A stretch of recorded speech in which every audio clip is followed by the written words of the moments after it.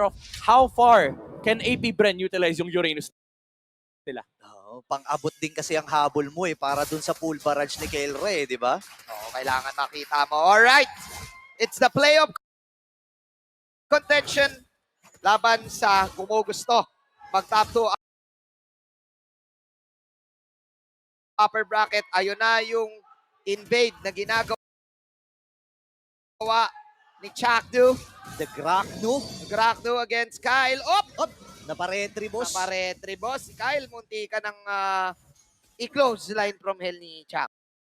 Yeah. Pero okay lang din naman kasi hawak mo pa rin yung Uranus. It's the advantage of having Uranus on the opposite side. Usually, ang ginagawa ng mga teams, kung ikaw yung jungle, doon ka sa opposite side ng Uranus mag-start. Para if ever man maparetre ka, pag in-invade ka, kasama mo yung Uranus doon sa kabilang buff mo. Yun nga. Tsaka si Flap dito, nag-fury siya. So, parang na-anticipate na niya na may mga crowd control or may panghuli talaga ang kupunan dito ng Smart Omega. Yeah. So, Pero, goods lang yung retribution goods lang. na ginawa ni Kyle. Kasi nga, goods pa rin yung lane ni Flap. Parang nalish pa nga siya sa ginawa ni Chakdu. Pero kamuntikan yun legit yun, kamuntikan na sinaktuan lang din ni Kyle. Ganda nito Ito ang classic Omega na alam ng mga fans nila. Kumbaga, lagi nilang pinapakaba ang kanilang mga fans. Meanwhile, level 4 na si Kuya mo Matt. Ito Max at level 3. Classic to Matilda tsaka Grak. Combo, the poke is real at yung kunat ay matindi din. Kung maalala nyo, usong-uso yan nung MPL Season 7, yung Yan ba yun? Yan ba yun? Oo, kasi yung ginagawa niyan, yung dinadala yung Grak, tapos biglang mga wild charge ng target. Hindi mo kailangan yung flicker. Although ang difference is hindi ganun kataas yung damage output kapag hindi core yung Grak. Kasi dati naalala ko yung Grak nilalagay sa XP Tapos kasama niya Matilda. Kahit sino makita niya, ginugo ka agad ng wild charge. Nagsiset up sila ngayon sa unang turtle. Lumipad si Ito Max. Circling Eagle, nagamit, pero lalayo muna. Habang si Cartesi pagulong-gulong, with it back sa shield unit, tinamaan. Itong si Matt. Now, nandun yung Minowan's Fury and Lost Insanity para kay Ryota. Pero hindi umabot at nakuha pa rin ng Hive. Hahabol ba dito ang AP Bren? Hindi. Re-respeto ang Smart Omega at ngayon Marco, makakalamang. Hatak pa. Pero kalma muna, kalma. Pakunata na talaga yung laban ngayon, guys. You have a Uranus, you have a Minotaur, Baksha, tapos meron ka pang Lilia.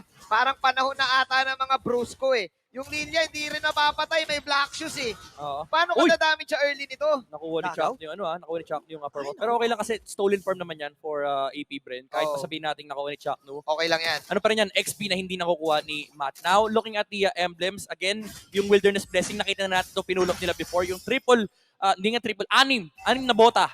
Yung agility sa yung Wilderness Blessing. Ano yan? 19% kapag nasa river ka nang walang umatake at wala kang inaatake. Napakabilis nyo na, makunat pa kayo. Huwag ka na mag-damage. Nagre-regen pa yung Uranus. Wag na, wala nang damage. May consecrate pa, yun ang malala. Yung consecration, no? Tsaka, ang maganda dito ng pinapalamalas ng AP Bren, yung bilis kasi ng clear wave, yung bilis din makasama ni Flap Easy pag may mga teamfight Oo, goods na goods. Pero again, wala pang nagkakapatayan Objective lang yung nangyari kanina. Halos similar yung lineup. Eto na. Circling Eagle. Pero iiska po muna.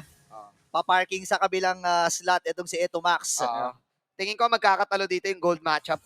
Yeah, for sure. Kasi halos tabla na Yung XP lane, maglolokohan na lang yan. Itong mga nasa mid lane, lokohan na lang din yan. Actually, 4 nga sila naglolokohan Wala namang damage early game. Although may mas malaki yung damage output sa side ng AP Bren kasi meron silang Lilia at Baksha. Pero ang kukunat din kasi nung nasa side ng Omega and may Matilda rin kasi. Walang hard lockdown pa yung AP Bren para ma-secure nila yung kill kung sino man yung ilalabas ni Eto Max. Pero one thing is for certain, very clear yung takbo ng game based sa gold lane nila. Kasi early game to mid game hawak ng AP Bren with this Irritel. Hindi naman ganun kasama yung scaling ng late game. Pero in terms of actual scaling, mas maganda yung sa side ng Omega dahil hawak ng Liik siya. At double wave pa si Marco double wave. Lumipat siya dito para makuha yung mid. Tapos babalik siya ngayon sa bottom lane, meaning lalamang siya ng bahagyang minions. Kay Kaelra. Binibigay kay Marco And ngayon, ang kupunan ng AP Bren nasa gilid nila. Pero si Chakno ay nandun lamang at nakabantay, nagmamasid. Okay. Available ang heavy spin. Pero andun yung Circling Eagle. Akoy R. Sinusunog lamang dito si Flap. Ngayon, napaka-consecration na. Itong si Flap TZ. Atrasan muli. Reset. Lokohan na lang ata ito Parang Yung turtle, nababad beats na, walang dumadamage eh. Kanino ba talaga? Oh, Oo. pero ngayon okay, tatalon. Babasagin lang yung Pirago armor. Mapipilitan ba mag-last insanity? Nandun yung God. folks. Heavy spin na gamit din. Nandun na rin yung ultimate. And few ang makakasecure ng second turn na ating game. Pero dadaba na ang kupunan ng Hive. Makakakuha na ng first blood. Finally dito ang AP Bren. Sino Barrage. magiging sa casualty? Tinamaan din si Open. Wow. Nagpapagsak. At si Flapty, sinusunog ni Atoy R. And ngayon, 2-4-1 na naging palitan. Yeah. In terms of objectives, nakita natin yung understanding ng AP Bren. Sobrang perfect ng timing ng Minoan's Fury. Ganda ng insertion ng retry ni Kyle TZ, pero si Few actually nakakuha ng turtle. Hindi nga naka-retry si Matt. Pero yung damage output nandyan na and yung amount ng saves na meron ng Smart Omega ay nadedelay yung team fight. Damage over time, lalamang at lalamang yung Omega as long as hindi nanggagaling kay Flap TZ yung damage ng AP Bren. And also, do take note, first item, Ice Queen Wand on the X board. Very crucial to kasi again, ang gusto mo mangyari ay patagalin yung laban at i-delay ng i-delay yung Uranus ni Flap. Oo, magandang decision mula of course sa Omega na nilaban na lang din yon.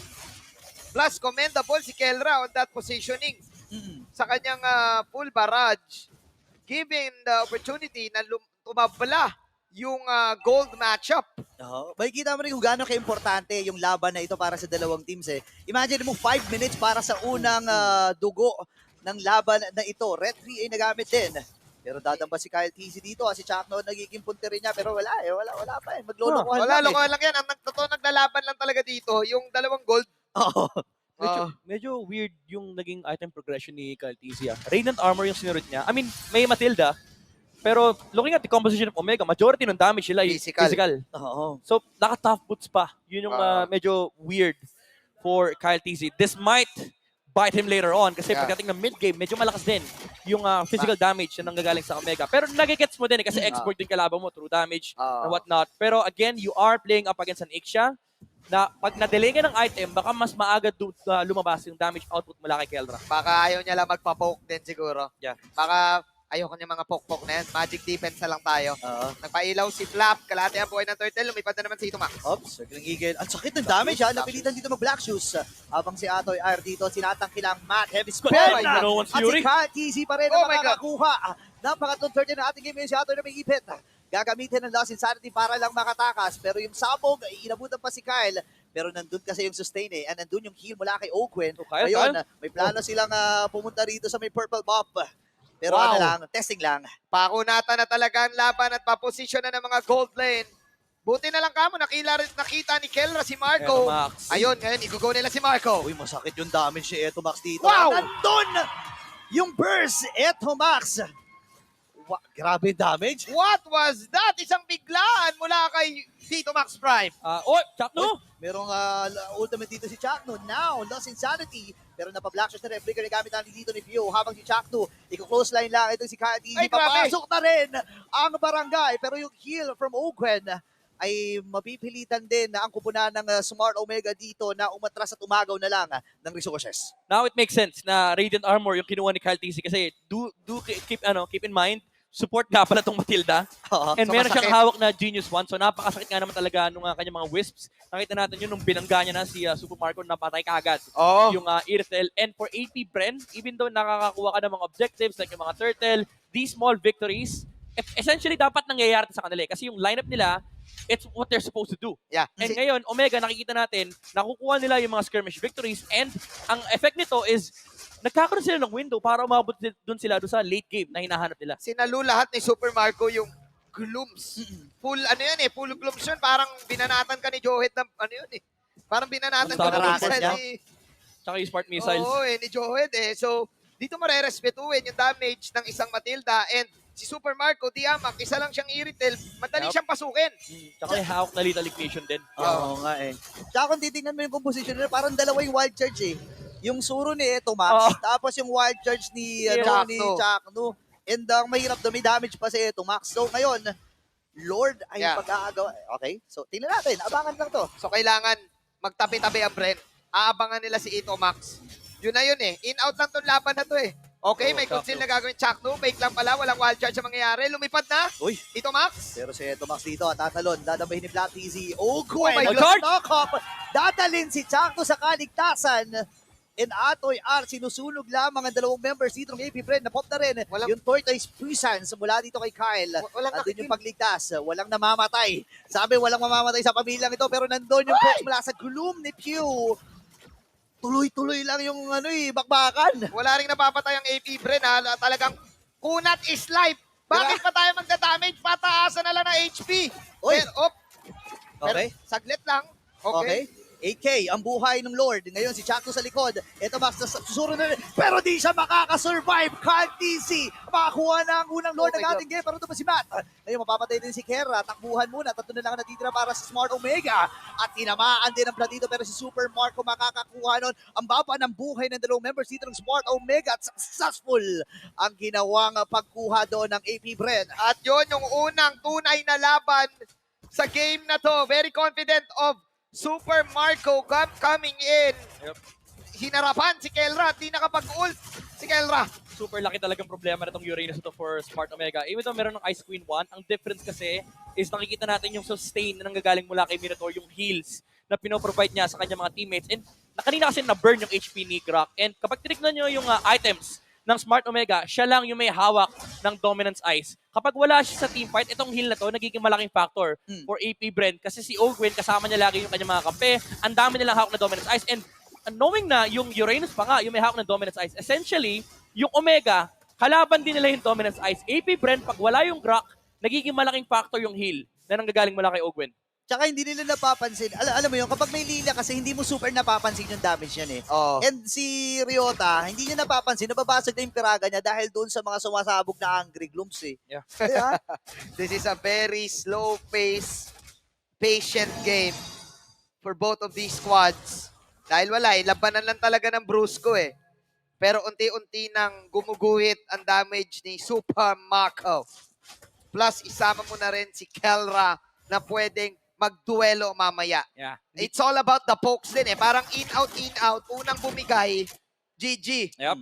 And Omega dito, hindi rin sila pwede makampante kahit medyo stale yung game for AP Bren kasi may parating pang spike. Pag nag-level 15 si Pew, lalong nahihirap yung teamfight ng Smart Omega. Oo, yung poke ni Puyo eh, no? Yep. Yung mas maraming bomba. Oo. Pag na-unlock niya na yung level 15. Hindi kagaya ng kay Ito Max. Kay Ito Max kasi malalaman mo saan manggagaling yung Circling Eagle eh. Yung kay Pew, mababad beats ka na lang, may sumasabog. Ayan ano ba yung mga nilalabas niyan? parang mga robot na something yan Robot na sago eh. Ayun Pero gusto ko yung sinasabi mo kasi parang solo target lang talaga eh, yung Circling Eagle eh. And yung mga wisp na yon doon lang sa diretso doon sa tao. Pero kapag naka-wisp lang siya, kalat-kalat. Sama-sama kayo eh. Sama kayo. Kumbaga, hati-hati yung damage. yung damage output ni Pew na distribute kasi. With Eto Max, it's just a single target. Actually, very single target focused yung lineup ng Smart Omega. Meron naman silang teamfight control, pero wala sila nung talaga, yung parang pang wombo combo against AP Bren. Although wala rin naman pang wombo combo ang AP Bren, pero yung constant poke sila, pag nagtabi-tabi kasi yung Smart Omega, lahat sila damay-damay. And ang nakakatakot dito kasi sa ngayon eh, isang beses pa lang naman namamatay si Kera at open na rin at nakuha na rin niya yung kanyang Demon Hunter Sword. So isang magandang pwesto lang, isang magandang ipit lang at magandang sabihin nating space na maibigay dito kay Kera at nailatag niya yung kanyang full barrage, eh magbabago talaga yung timpla ng laban na ito. Para sa akin lang wala lamang ang Iritel dyan kasi madali niyang ma-out yung full barrage eh. Sa likod mo, Pwede yung tatalunan niya. talunan niya sa likod si Kelre eh. Hindi naman siya matchup based, pero dahil lang din kasi may ang daming frontliners ng AP Bren, kaya tinatawid nila yung lineup ng Omega. The way you deal with Ixia is talagang yung pag-dive lang. Kailangan lahat kayo dumadive. And kapag tinignan mo yung lineup ng AP Bren, lahat sila willing mag-dive. Divers yan, boy. May lip pa si Super Marco. So ano sila? Araw na lang confident kulang sila. no? Araw na lang kulang, tsaka Starfall Tsaka padilim eh. Oo. Eto na. Ito na. Lumipad na naman si Ito Max. Okay, 15K, yung buhay ng Lord. Aray ko, Pari-reset. aray. Aray. Gomez. Kaso Uranus yung tinalunan niya, boss. Ayun nga, babalik lang yung buhay Ayun nito na. eh. Oh. Naglokohan lang tayo. Di ba? Oo. Practice lang yung mga yan. Wave clear muna. Blow mo yung mid. Lamang din sa heal. Kasi si ano to? Yeah. Si Baka ni Ogwen na to. Oo. Yun yung yung difference maker. Literal na may heal lahat. At kasi pati si Super Marco meron siyang Husklaw.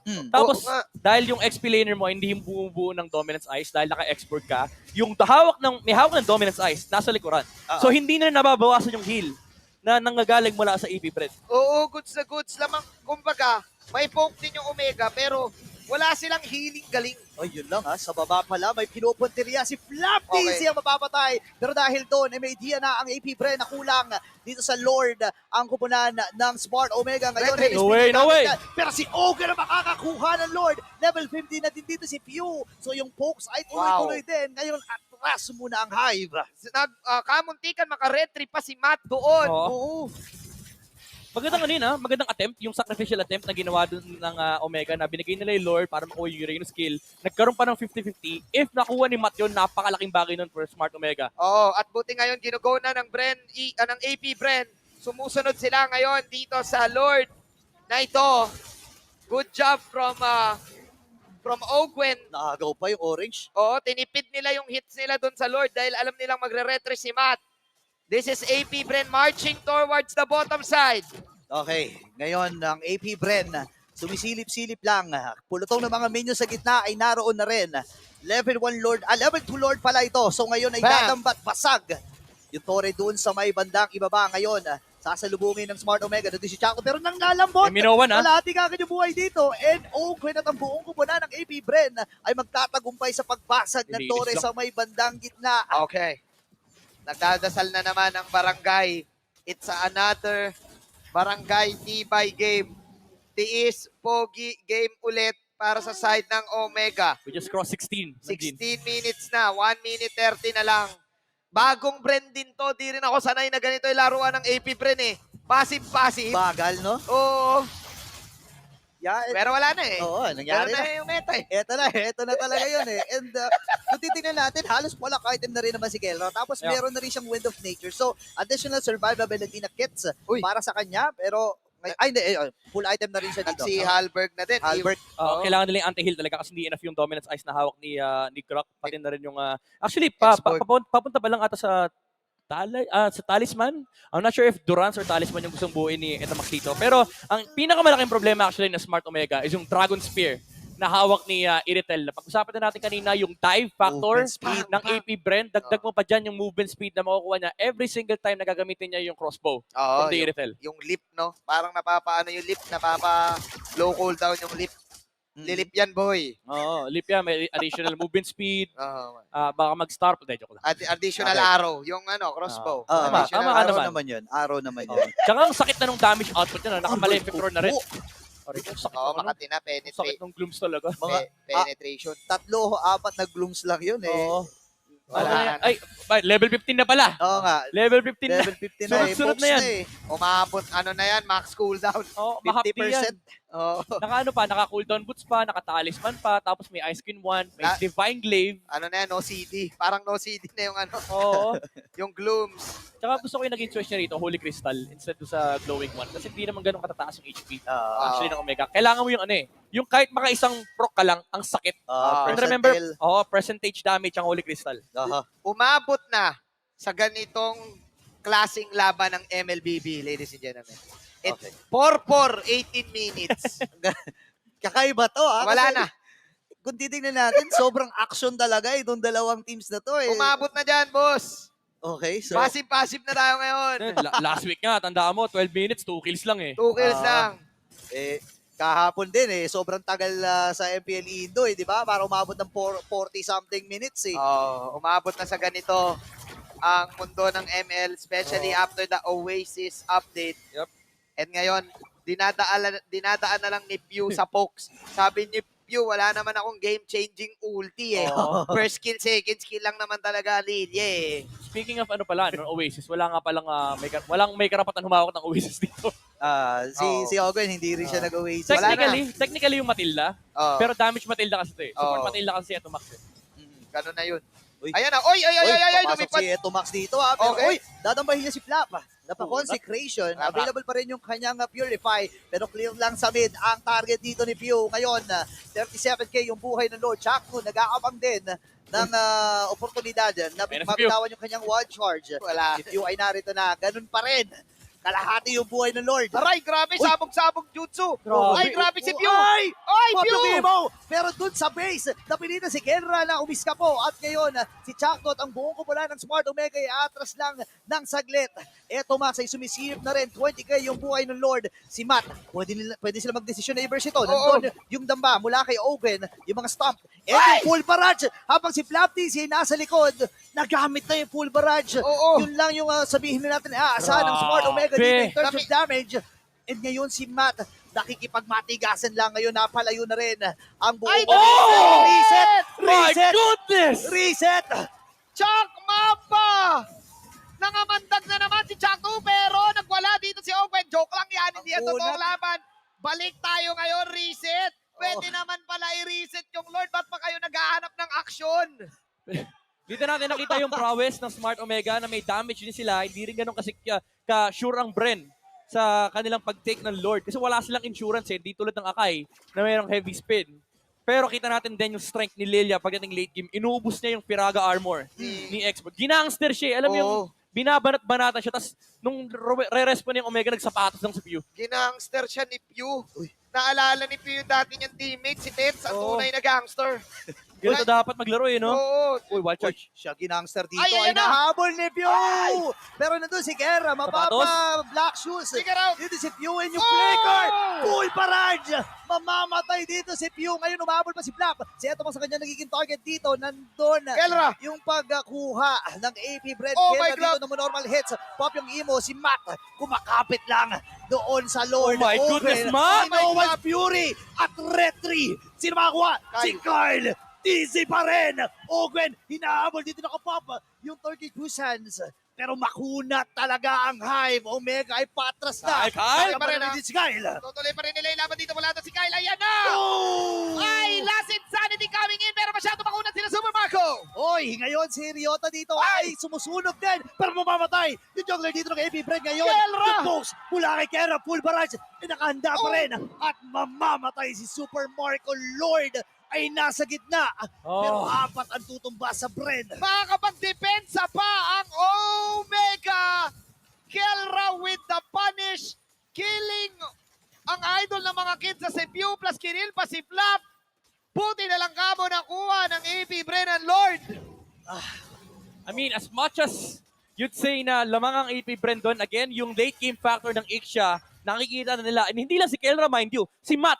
Kaya hindi makapag-lord yung AP Bren. Literal, nandun siya sa gitna ng teamfight. Hinahati niya yung atensyon ng AP Bren. May gustong pumasok doon sa Ixia, pero si Kyle TZ, hindi niya ma-burst down yung Lord kasi nakaamba. Oo. Yung Akai, sabi niya, sige Kyle, subukan mong i-burst yan. 50-50 tayo dito. Untikan din makuha ni Matt yun. So, oh man, that was really risky from the side of AP Bren. Maiintindihan mo yung ginagawa ni Pew kasi sobrang pulado na nung binabanatan niya. Unfortunately, nabuhay pa pero ito, tunay na laban na. Oh, si Pew dito may ipit.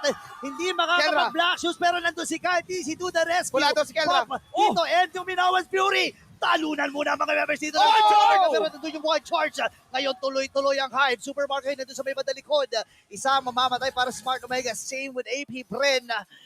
Pero ganun pa rin ang laban. Nahuli si Kelra doon sa laban na yon. Crucial death coming out. Crucial pick-off from AP Bren. They need this skill and they can push. They have the gold laner. Nandyan si Super Marco to finish up this game. Ang ganda ng attempt with the guiding wind. Nailabas sila sa Kelra. However, napa-flicker si Ogwen. Pero it begs the question, worth it ba? Kasi ginamit nila yung flicker ni Ogwen sa labas ng objective. Aabot si Kelra doon sa Lord ng AP Bren. And again, magkakaroon tayo nung Lord Dance na nakita natin kanina kung saan. Again, very commendable yung performance ni Matt ngayon kasi literal na hindi siya natatakot. 1v3 lagi sila laban sa AP Bren. Yung Akai lang, yung nagpo-force ng mga Minowan's Fury, nung Lord Halt na nakikita natin. Kaya naman nagkaka-space si Kelra. Oo. Hindi rin nagamit ng AP Bren yung pagka-deads ni Kelra doon. Nag-decide sila na mag-reset na lang din tayo kasi makukunat din yung mga humaharap sa atin. 15 seconds is the next Lord attempt. Another, like what Midnight said, another dance. Another lokohan na makikita natin. Bili na ng Adina Shield si Matt. Ang potential na mangyari na lang ay kung sino ang pumitek. Like for example, si Pew kanina, maiintindihan mo yung pasok niya eh. Maiintindihan mo na kaya niya nang patayin yun. Unfortunately, nabuhay yung target niya. Mabibait sila dito. Okay! Nandun the war charge, at yung full Wow! barrage. Dalawang members ba ang tutumba? Mapapapahingi mo dito, humabol mo si Kera. Oh my And God! nandun yung Wisp. Para kay Eto Max, buhay pa si Owen dito, Flap TZ at ang buong kumuna ng AP Bren. Pero kulang ng isa, yung main damage dealer pa talaga ng AP Bren ang tumumba. Ngayon, kompleto ang Smart Omega. They can go for the Lord. Pwede They can sila go for the mag-Lord. Lord. Ito yung Grak no effect eh. Oh, Grak. Sa sobrang kabisado niya yung hero, sabi niya, guys, nandito yung Irtel. Nakita ko binabanatan yung yung damo. Oo, grabe yun ha. Hindi in-expect yun ng AP Bren. That was so crucial. This time, Super Marco is out. This is a 4-5 fight. Tumumba siya dito at ngayon, napablock shoes at si Eto Max. Full barrage? Nakanganib na full barrage sa gamit ng Oh! Kera Flicker 10. Pero si Owen ay buhay pa rin. Few at ang Oh buong my kumuna ng AP Bren. Tinamaan din dito ng ultimate mula kay Ryota. Okay. 3-on-5. 70 seconds, wala si Pew. 3-on-5. Alright, 11 seconds on Super Marco. Magkiklear muna si Kelra doon sa top lane. Can Omega do the impossible and get this Lord? Mahaba-haba yung buhay ng Lord dito pero magandang flow ang pinamalas dito ng AP Bren. Ngayon, Flap TZ, normal na ni Kera, nararamdaman na nga talaga Owen, nasilip na doon sa may pixel bush. Ngayon, halos 40% na lang yung buhay ng Lord na ito. Okay, Kahit Scan. TZ, kailan siya papasok? Owen ay narito na rin, Super Marco, last insali na gamit na, at sa likod, yun ang magiging puntirya dito ng AP Bren. Oh Habang my ang God. Smart kumebay kumakaroon. What? MSP na gamit na. Kung sinil pa to para sa AP Bren, tumama din yung Minowan's Fury dito sa dalawa. Babagsak si Matt, pop yung emo niya, and Kyle TZ with that Lord. Magandang box out mula sa side ng AP Bren. Isa lang ang nawala. Actually, walang nawala sa laban na yun kasi si Pew ay kanina pang deads. But that was so crucial. Wow. Ang importante ay napunta ang Lord sa side ng hype. Grabe, ito pa rin yung understanding talaga ng AP Bren sa mga Lord Dance. Trineten muna ni Kyle TZ yung buhay ng Ixia kanina, lumabas yung Smart Omega and nag-attempt ng huli si Matt. Medyo naging impatient siya sa time na yon kasi pwede niyang ulitin yung ginagawa niya kanina pero nakakita kasi siya ng magandang angle para sa heavy spin. Pero again, yung mobility ni Super Marco, hindi na nga kinailangan yung sprint. Literal na tinakbuhan lang siya nung Irtel. And after makalayo ng AP Bren, nag-switch na kagad si Kyle TZ, nag-Lord focus na siya, and napakagandang timing na naman mula sa Minowan's Fury. Okay, narito na yung Lord. May pagharang din. Tapos ata to, boss. Uy, kaya ba nilang tapusin to? Circling Eagle, lalayo muna din si Eto Max yung Lord sa gitna. Full barrage, tinamaan si Black. Atras sila doon sa vicinity. At ngayon, andun din yung mga pokes mula dito kay Pew. Owen! And no one's Fury. Flicker na gamit na ni Kera. Tuloy-tuloy Oh my dito ang Hive. Ngayon nandun yung Evan Spade, EPT Super Marco. At mapapap lang imo niya. Pwede na mag-base lock dito ang AP Bren. Oh yung my mga kanilang G! tinatawag. Omega! Pero mabibitin sila sa mga minions. Matt ay mamamatay. Ryota buhay pa rin. Apat sa kupunan ng barangay ay kumakapit pa. Circling Eagle, palayo na muna dito ang AP Bren. Pero magdedesisyon ng Omega na i-punish. Kaya lang yung mga emo ay nagputukan na. Kyle TZ at si Flap, hindi pa tapos ang laban na ito. Consecration para lang mabilis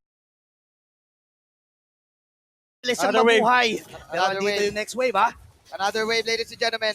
Can Marco do it? Can Marco go for the focus on the tower? Circling Eagle. Sumusubok sina Ito Max. Ginagawa Okay. na nila to.